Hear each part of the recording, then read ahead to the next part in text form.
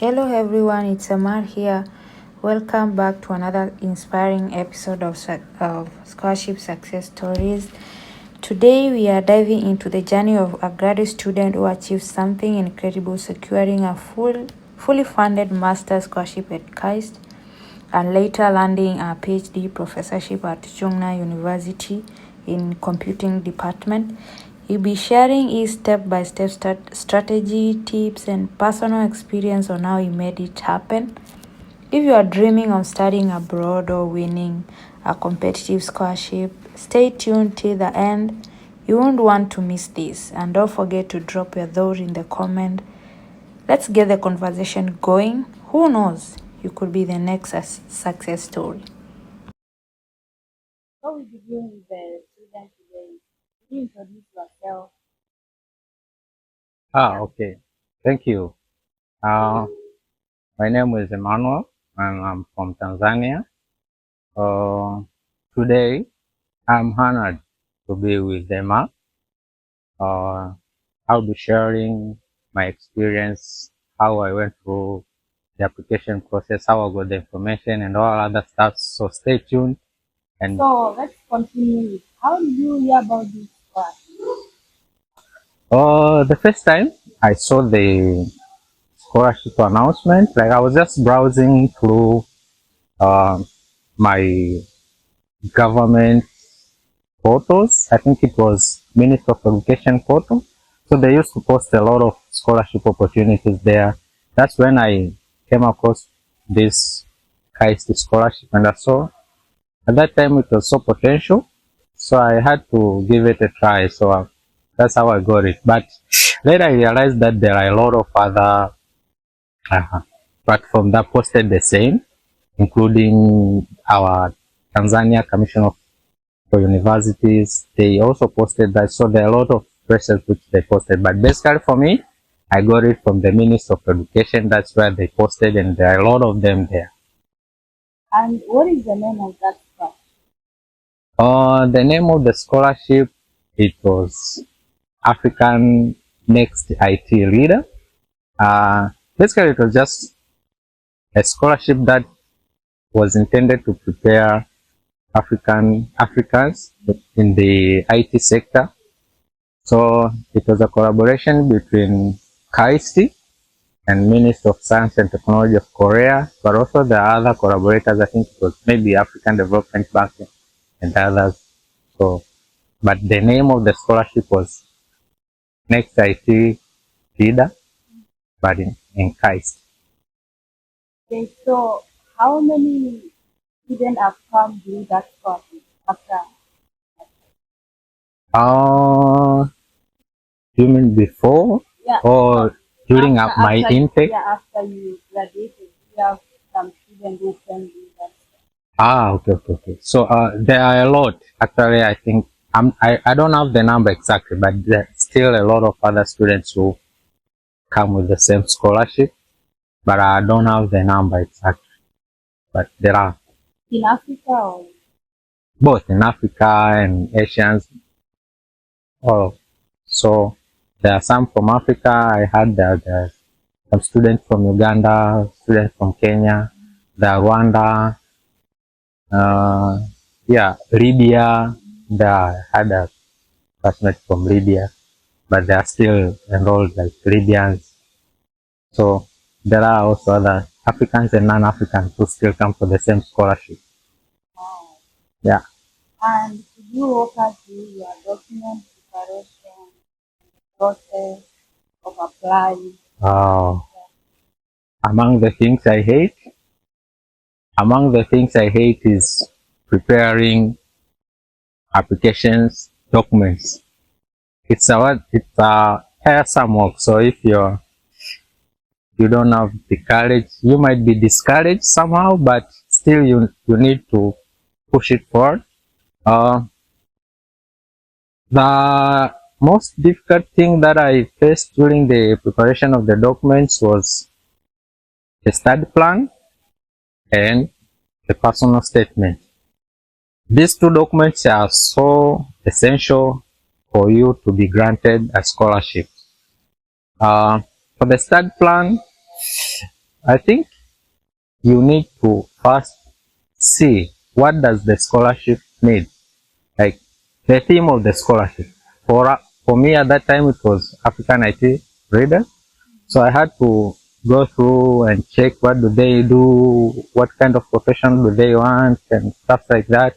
So I started preparing the start plan. It took me a while, but eventually I made it. So that was the most difficult part, but others no real difficult. And yeah, at the end you need like maybe a postal. They normally ask you for a postal document in most cases. For example, for us, we just know that, oh, if you have a copy of your certificate, you just need to go to a lawyer or get your certificates certified. That's all it needed. But for the Korean, I think that time it was a little bit different. I was supposed to take my certificates back to the universities, sign them, take them to the Ministry of Foreign Affairs. They had to stamp them again, and then take all those copies to the embassy for them to apostille and then send to Korea. So that was the tiresome job. Yeah. What about honors and award or curriculum design? Curriculum activities? You mean after being enrolled? No, like did you had also honors and awards? So in most cases, when you are applying for scholarship, they normally check how good you are in different terms, like academically, yeah, socially. Like they will be expecting you to contribute something to the society after you have graduated from the scholarship, of course, but also some proficiencies like English and stuff. So for me, I had like honors, which I earned during my bachelor degree and my pre-bachelor education. I was also honored like best student and stuff. So I think that also helped to boost my CV. Yeah, and I think that's what makes my application stand out at that time. You any interview conducted by them? Yeah, I was scheduled for an interview at that time. It was just a phone call interview. But the main idea for the interview, when they called me for an interview, it was just they wanted to prove that I am good at communicating using English language, because, as you know, Tanzania English is not our first language. Yeah. So, and I didn't have any certificate like TOEFL, IELTS, or TOEIC to certify that I'm proficient in English. So what they wanted to just call me to interview about proficiency in English and just a few about the area, like the IT area. There are very few questions about that. But later, yeah, even I think it took like 10 minutes and more. We just discussed other stuff like, oh, how is Tanzania? How is this? How is that? That's all. And there are those who also don't have any interview at all. So it depends with the department. Yeah. So another question, what do you think made your application stand out? First of all, to keep in mind, just to note, the scholarship first, among the eligibility criteria, the first one was you were supposed to be a government staff. But that was not the case for me. I was not employed in a government sector. But that is what comes to your question. Like you asked, what made my application stand out? Yeah. First, I had a lot of side works that I used to work with different government organizations, not employed, but I was just engaged with them through their different IT projects, like developing their systems, maintaining them and stuff. So that also boosted me. Like it made me look like I was working with the government, but not direct. And actually explained that during my application. I just said that open because I didn't want any troubles later, like, oh, why didn't you tell us that you are not employed in the government and stuff. But the second thing, it's the honors that I got over my previous education, like my bachelor degree. Yeah, I was best student there. When I did my diploma, I was also I was named best student twice. So I think that's what made my application stand out of many applicants also. Yeah. But also they asked me, oh, do you have exposure on maybe visiting Asian countries? Because what they wanted to know is your readiness to cope with the Asian culture. You know, the Asian culture is so different to what we. So normally they want to confirm that, oh, how can you cope with all this kind of Asian culture? But yeah, I just told them I have experience on interacting with them, so just to make look like I can interact with Asians easily. So sometimes you have to make some things to make your application stand out. Not because you have all those requirements, but just because you have to prove to them that you can do something. Because you are coming or you will be going somewhere to study, not to work. So basically you will be learning. Yeah. So even if you don't know something, you can state that you will learn. Extra experience. Yeah. So, with that, we can say the evaluation type is for people to get scholarship we can do that. This year should be past year. Yeah, sure. Higher Most. this year. Yeah. Despite the eligibility criteria for this is like 3.0 out of 4.3, but good to have like higher GPA than that. Yeah. Yeah. And the other thing is like experience, like having something different from the rest. Yeah. Yeah. And what about proficiency? English proficiency? Normally, they normally want uh, applicants to have English options like IELTS. Maybe I think they want something. I don't know exactly the scores, but in my case, there are options. Like normally, Korean universities, most of them they have this option that professors can evaluate you. Like the professor that you are going to be working with can evaluate your English proficiency even if you don't have a certificate. So there's that option. So you just need to stay there, or you have to, sometimes you have to just go to the university that you attended area and have them write that all your previous studies, like you did them in English.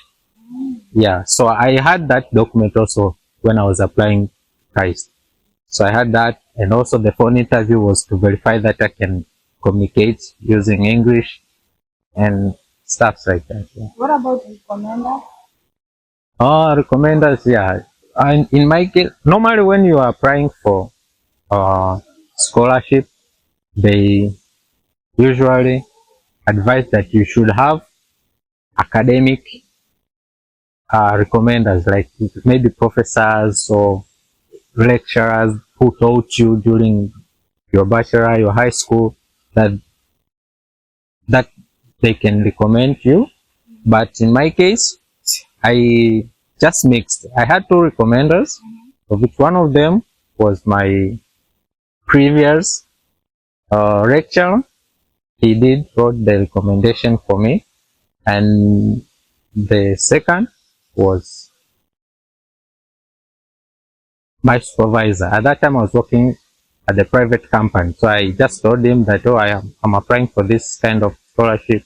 So can you please write a recommendation for me? So he wrote like that, and then I submitted. So, but if you get your previous professors or lecturers to write a recommendation for you, that recommendation stands out better than most of other, like when you compared to when you get the recommendation from just normal technicians like technical experts or professions. Yeah, academia recommendation is better than the administrative part. I hope guys you are listening because I know I have many people who are like interested to come KAIST. So I hope you are getting tips on how you can learn KAIST scholarship. So could you tell us what advice or what should students prepare for them to get a chance in KAIST? Oh, so the first thing, if you are looking for a scholarship, specifically in KAIST, I can say the first thing that you need to do is to at least have mastered something in your area, so that when you are writing a recommendation, I mean the study plan or personal statement, you should state that in the documentation. But second, what you need first is you have to make sure that you prepare yourself, like academically or technically. For example, if you're applying for masters, maybe you're gonna be a master on something, so you have to prove first that what kind of knowledge do you have. For example, for me, I was a software developer, so I had to prove that, oh, I've been developing some softwares for government and non-government NGOs and stuff. But second, you need to know what program exactly are you going to study, like what area of specialization are you going to study or apply for. Let's say you are going to apply for artificial intelligence, masters maybe in AI or in data science. So what exactly do you want to achieve on that? In terms of research, that is will help you in writing the study plan and also the personal statement. Because your personal statement, we need to know at the end of the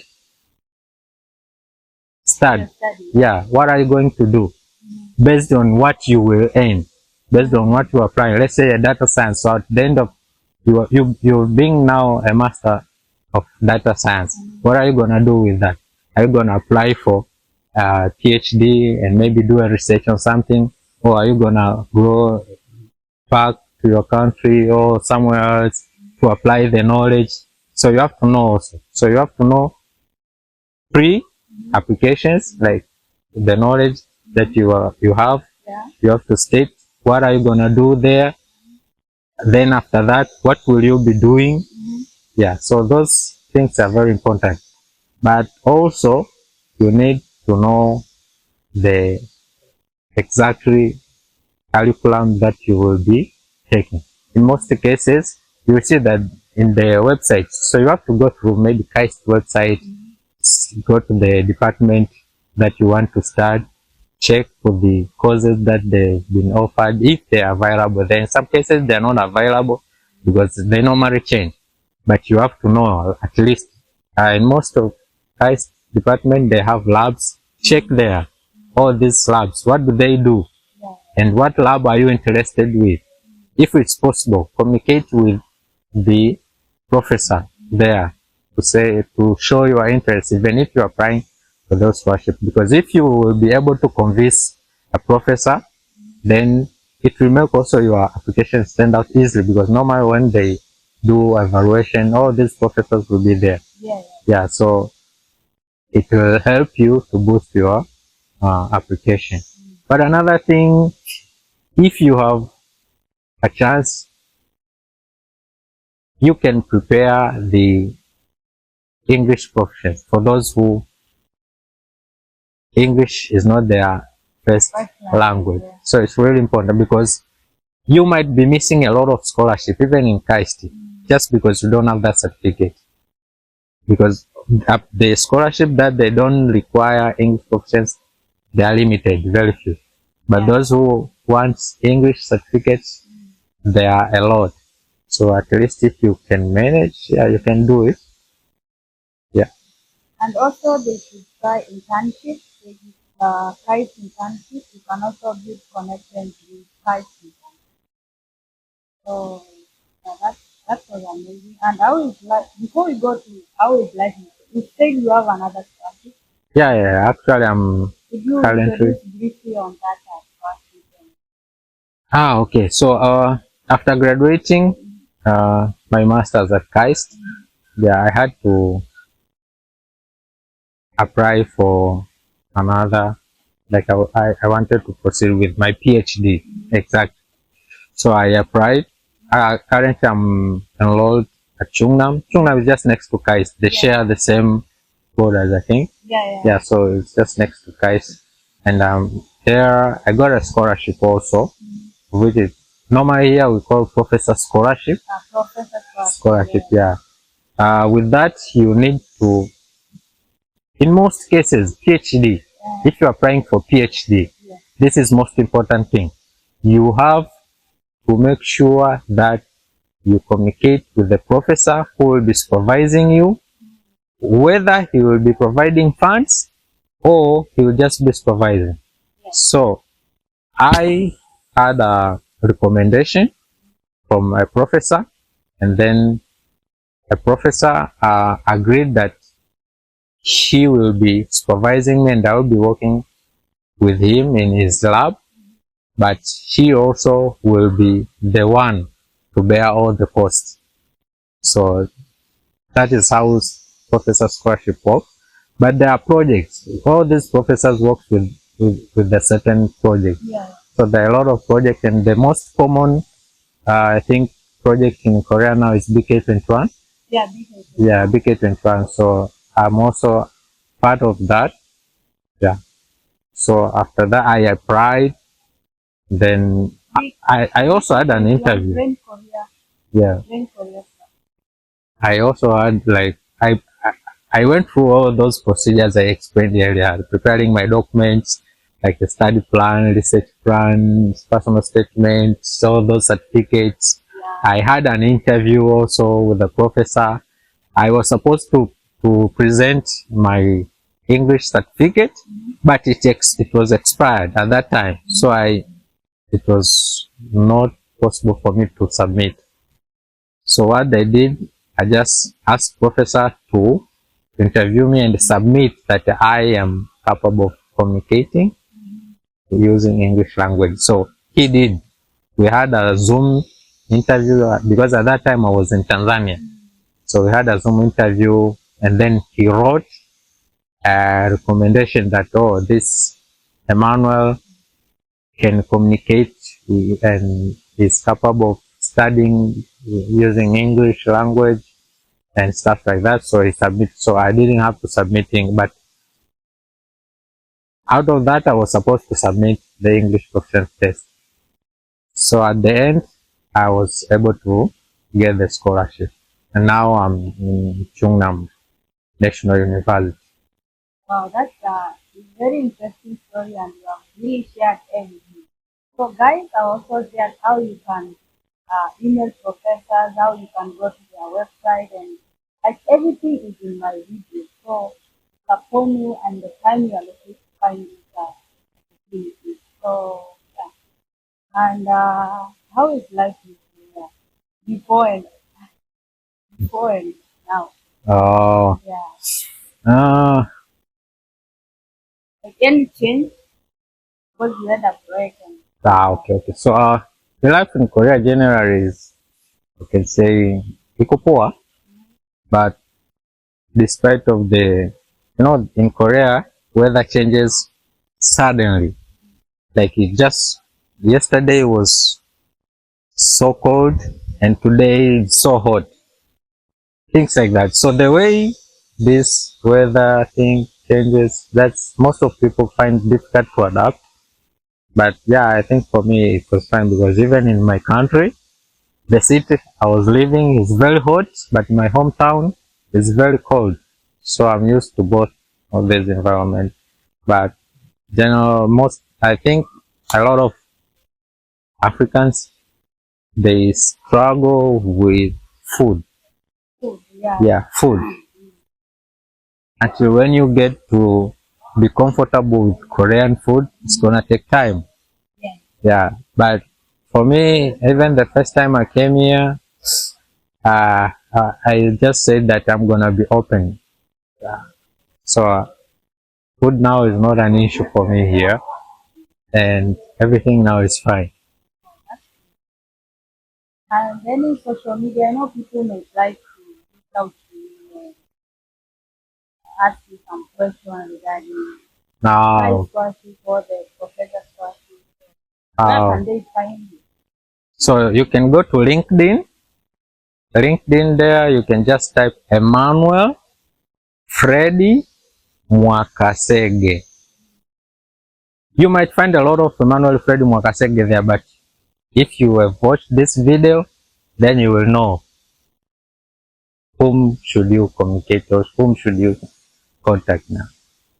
Yeah, that's the most and easiest way you can get me. Otherwise, like maybe Instagram and stuff. Instagram is upgrader. Upgrader. So upgrader with 04 at the end. You can get me there. TikTok? TikTok, RY apostrophe sign S. So it's raised. RYS. Daktari wa mitambo. Yeah. But I don't use TikTok much because I deleted my account because this is just new. There's nothing there. So Instagram and LinkedIn, that's where you can easily get me. Thank you, Emmanuel, for your time with us today. And I hope from this video, people will benefit and we'll be happy to see students winning this particular scholarship, like KAIST scholarship, that professor scholarship. Yeah, we will be really happy about that. So, we end it now and bye. Alright, 감사합니다.